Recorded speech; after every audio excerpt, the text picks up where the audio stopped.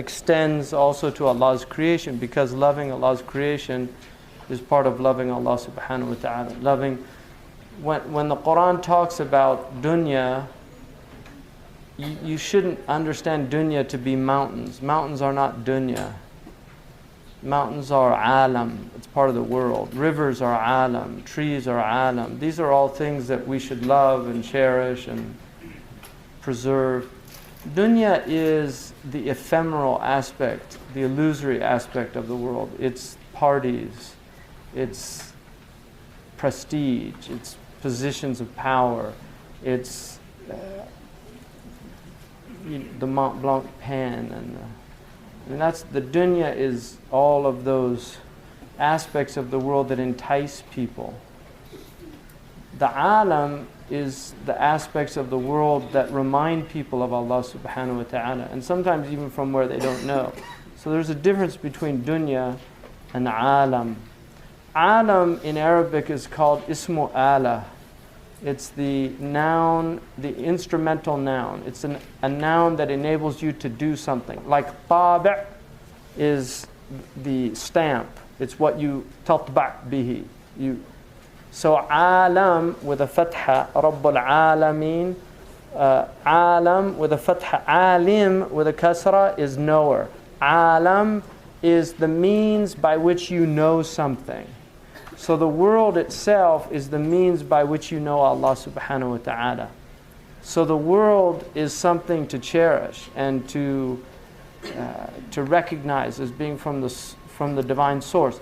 And then the other things that you should love in the world are those things that Allah subhanahu wa ta'ala loves. Allah loves karam. Inna Allah yuhib as-sabirin. Allah loves patient ones. Allah loves trustworthy people. Allah loves virtue.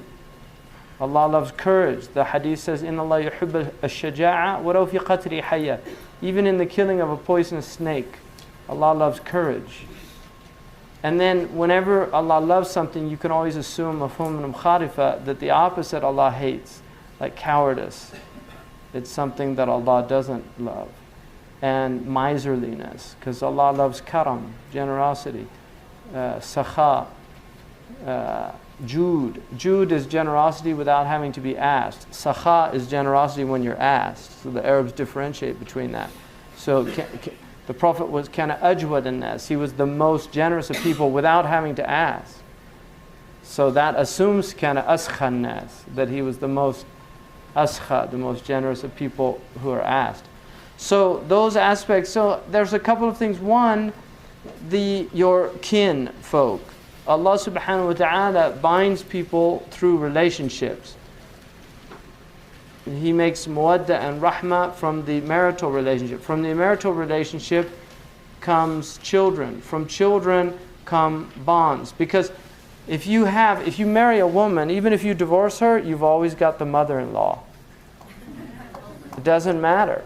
Because now that woman is your mother-in-law. She'll always be a mahram for you until you die. So marriage makes bonds that you can't escape. It doesn't matter. And there's no reason why, if you end up hating your spouse, you should hate the mother-in-law. Because she's always related to you. And the same is true for the father-in-law. The same is true when you have children. You have aunts and uncles from the other side that are part of your family. So musahara is part of our religion, marital bonds. They bring people together. So even if you divorce, there's no reason for there to be enmity. Because people are incompatible. It's a chemistry. Just like chemistry, you put certain chemicals together and they bond, and other chemicals, they explode. That's chemistry. And we're like that, humans. We have amzija. I mean, there used to be a lot of knowledge people had of temperaments, and they used to work out if you were Balghami, Tawdawi, Safrawi, Damawi, if you were Yabis or Har or Barid or Ratib, they knew, like, based on your temperament what type of person was the best suited for you. Because people are different. It's similar to the Enneagram, but it's not. I don't want to go into the Enneagram, but it's similar to that idea that there are personalities, and some personalities are more compatible. I mean, people, astrology, personality astrology, is people get into that thing. But in Islam, it had much more to do with a theory of medicine, Tibb al-Yunani, which is similar to Chinese medicine also, where you have temperaments. Like a Demowi person, they tend to be cheerful type people. But if you get a Safrawi, you're going to have different relationships. So two Demowis, they'll do quite well together. Different personalities like that. They used to have also compatibility in relation to the families. The mothers would know whether or not they thought, because parents, you'll hear parents say, I know my son will get along with your child really well. Because they know the way their child is, they know what they like, they know. So there's those times. So parents often had a lot to do with relationships. So people get into relationships and they don't always work out. That doesn't mean that they can't be helped. You can do things to help people also. But love is very important in your marital relationships. Because Allah, it's one of the maqasid, it's one of the aims and purposes of marriage is muwadda, which is that wood is the safwat al-mahabba. It's pure love. It's not love tainted by ulterior motives. You actually love it's more important to you that other person gets what they need than what you get what you need. In dysfunctional type of relationships, people use each other. But in a truly loving relationship, it's quite the opposite. Each one wants to serve the other.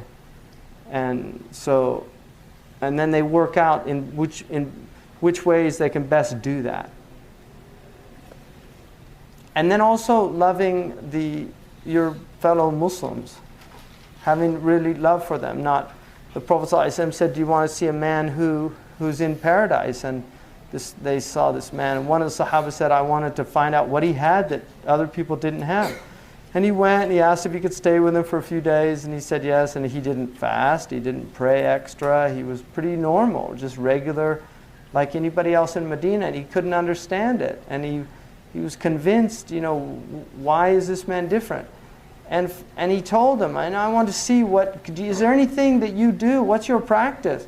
He said, I make sure that I never go to sleep with having a bad feeling towards any Muslim. And the Prophet ﷺ, that's what he was hinting at. It was that man's pure-heartedness. He didn't have rancor or resentment. And that type of purity. The Prophet said, أَيَعْجُزُ أَحَدُكُمْ أَنْ يَكُونَ كَأَبِي ضَمْضَمْ.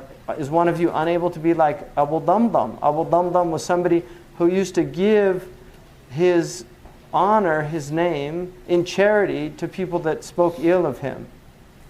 Like if he heard somebody spoke, he'd say, "Atasaddaq alayh." It's charity.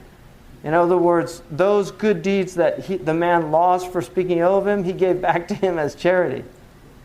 So he said, "Is some of you, you can't be like Abu Damdam? Give that back to the people in charity." But other people, they hear somebody spoke ill of them and, they want to go kill them. So it's very important. And then also your children, having an environment of love in your family, in your house. Your children should feel love. You want your children to be an environment of love. The Prophet ﷺ kissed his children, he hugged them. And we know that children need a lot of touching. They need a lot of tactile stimulation. If you don't give them that, they actually suffer from it. We also know a lot of sociopathic behavior is the result of maltreatment when they were children.